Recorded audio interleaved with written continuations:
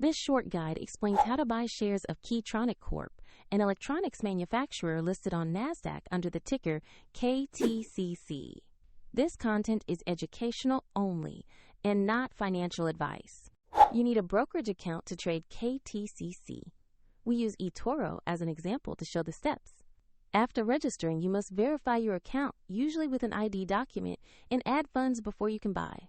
Use the platform search bar and enter the ticker KTCC to find Key Tronic Corp.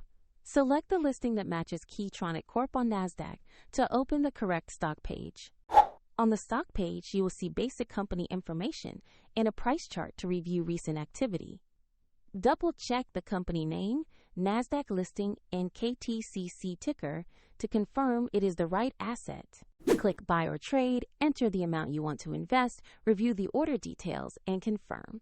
If you lack sufficient funds, the platform will prompt you to add money before finalizing. If the market is closed, the order may be queued or executed at the next session, depending on the platform and order type. After confirmation, your position will appear in your portfolio where you can monitor it. For the example shown, there is an eToro link in the description if you want to learn more.